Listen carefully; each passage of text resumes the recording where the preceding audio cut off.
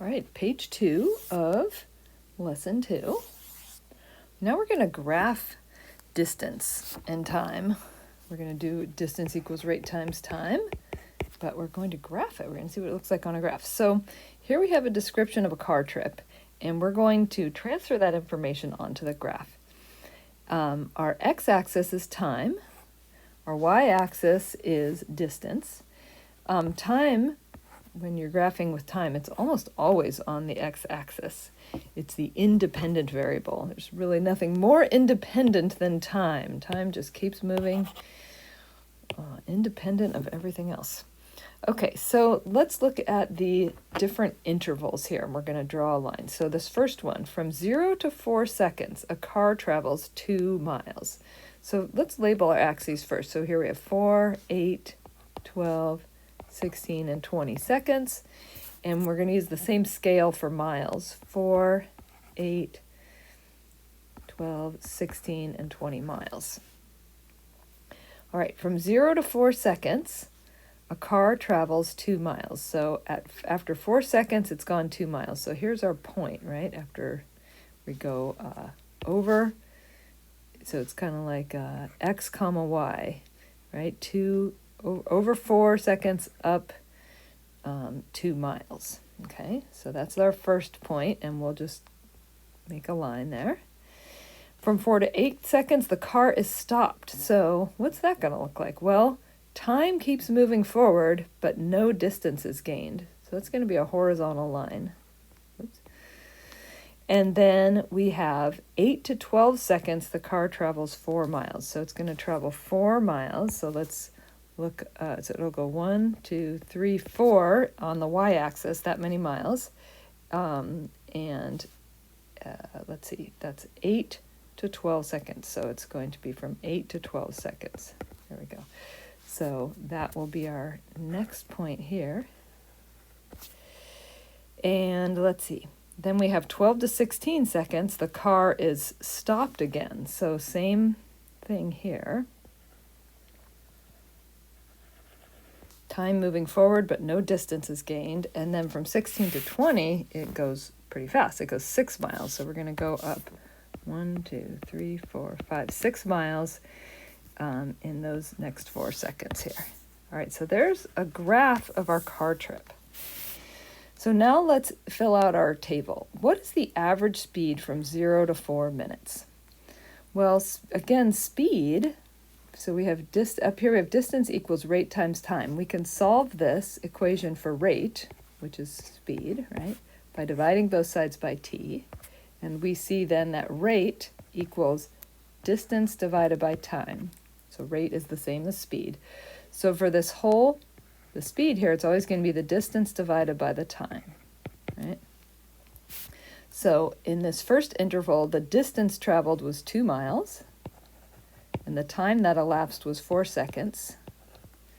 So the speed is going to be a half of a mile per second, or you can put it in decimal, 0.5 miles per second. Now let's see, what is the slope of that line? So here we have we're talking about this line here, that little segment.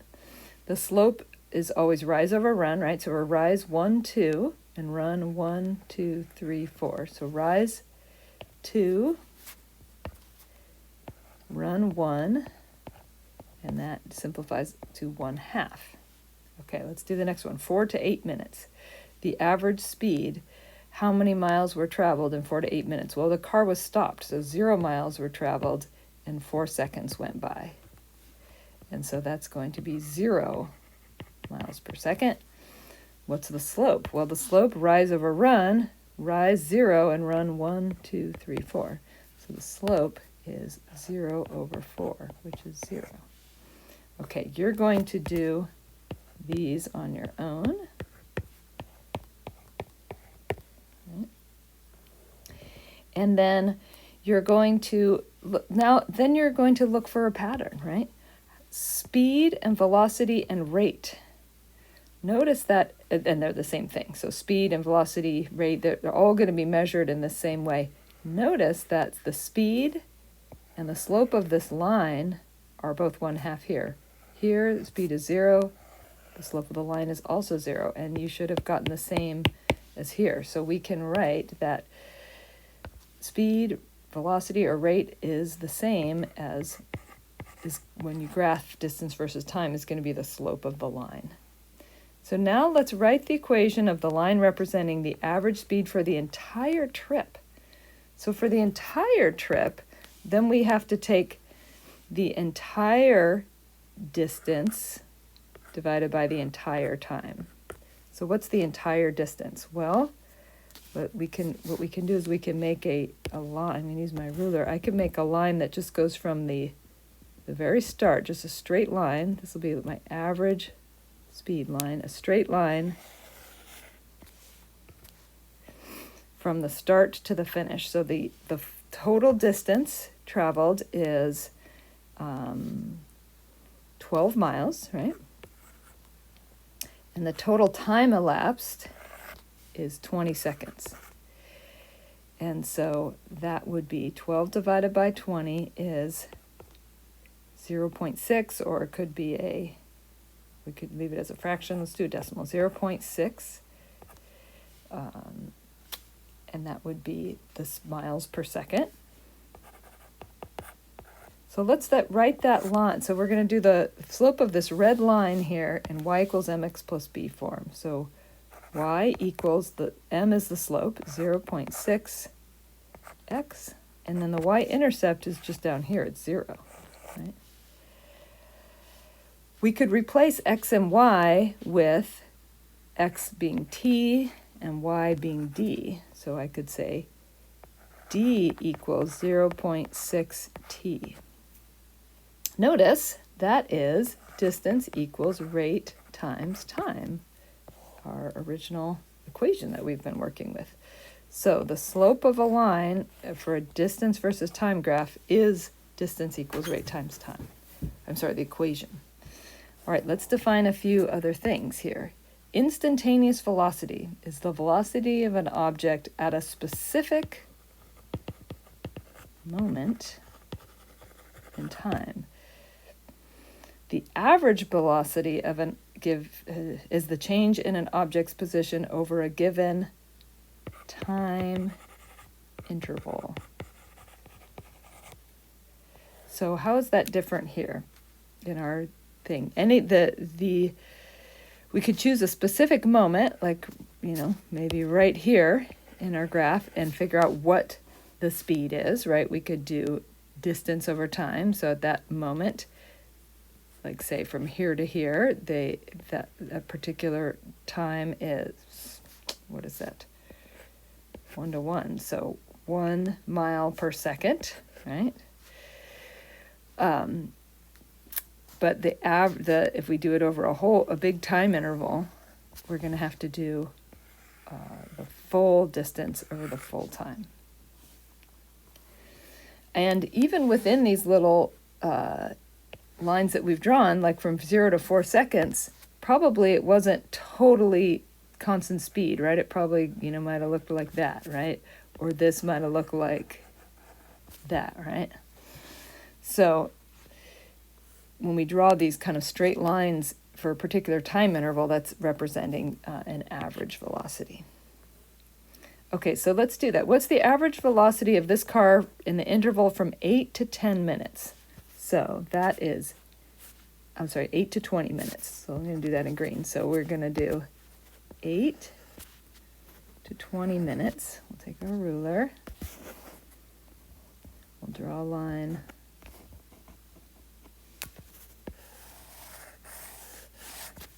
Okay. And so we're going to solve for velocity, right? So velocity, rate, we know from up here that rate equals distance divided by time. Rate can also be expressed as velocity equals distance divided by time.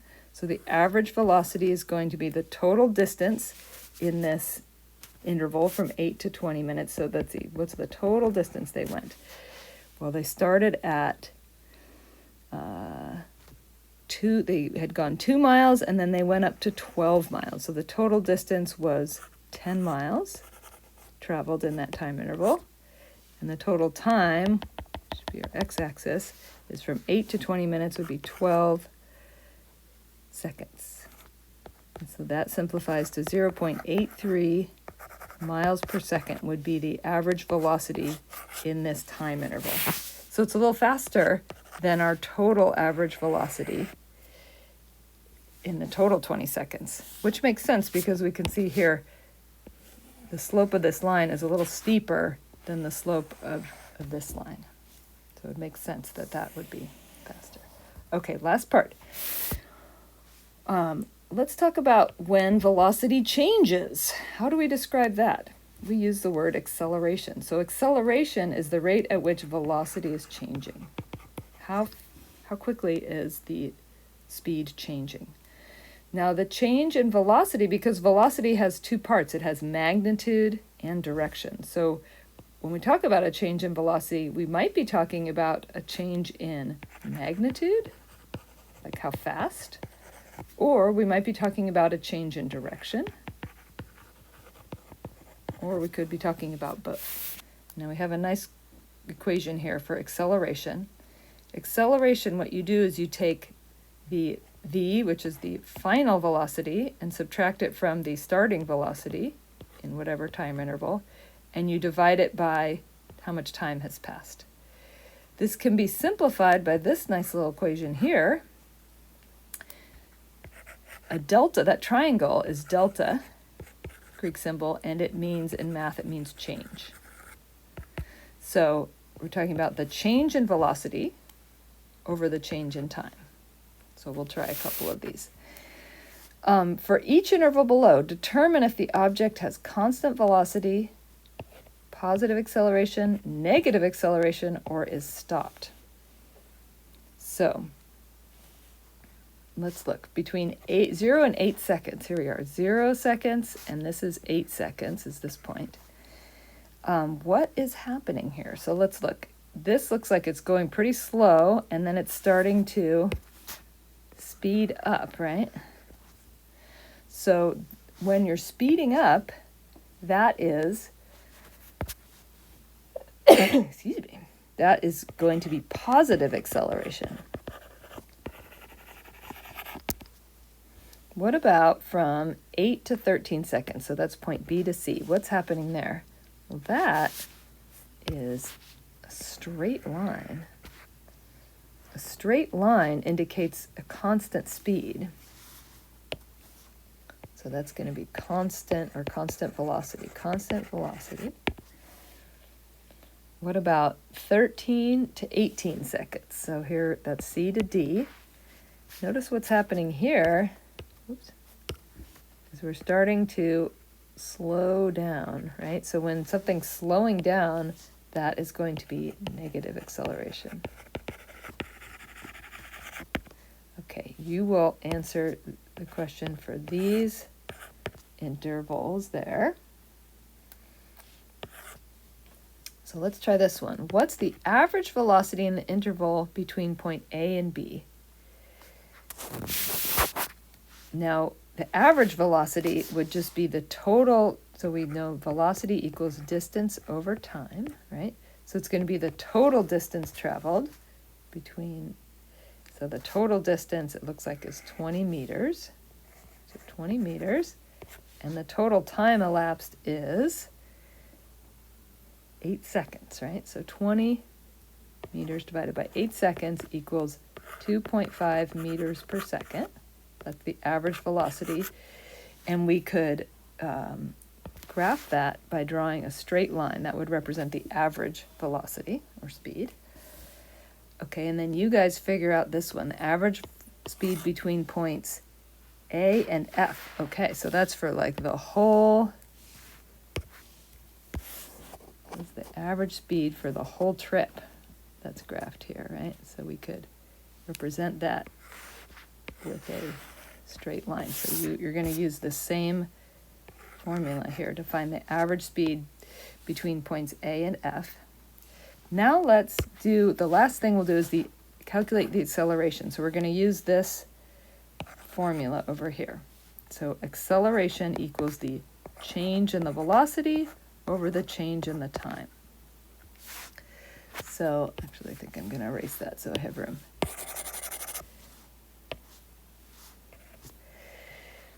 Between point A and B, average acceleration. So we need to have the acceleration equals, and then we might write it this way, the final velocity minus the initial velocity over the amount of time that's elapsed, t.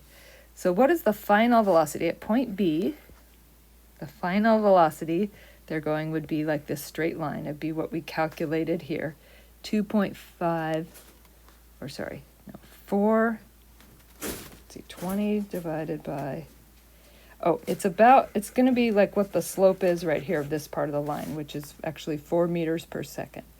So it's going to be 4 meters per second minus, and then it started out, it was stopped, right? The car was stopped. It took a little while to get going. So minus 0, so the final minus the initial divided by 8 seconds, how much time had gone by. So that's going to simplify to 4 over 8. And then the units will be meters per second squared, because there's 2 seconds. There's one here and one here.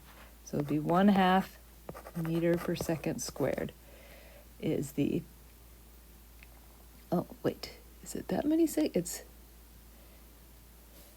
4, yes, okay. Now let's do between point C and D. Okay, so that's this little part here, right? So it started, it was going at the same speed as this little section here. It was 4 meters per second. So that was the initial. And then by the end of D, it had stopped, right? Because we see that flat line. So now it's going to be reversed. 0 minus 4. And over that time interval was, I think, 5 seconds. 1, 2, 3, 4, yeah, 5 seconds. So here we have negative 4 over 5, which simplifies to negative 0.8, and then our units for acceleration are meters per second squared. Okay, so notice that this one is negative, and that's because this is slowing down here. Negative acceleration is when it's slowing down. This one is positive acceleration as it's speeding up. We'll do more practice on acceleration in our next note sheet.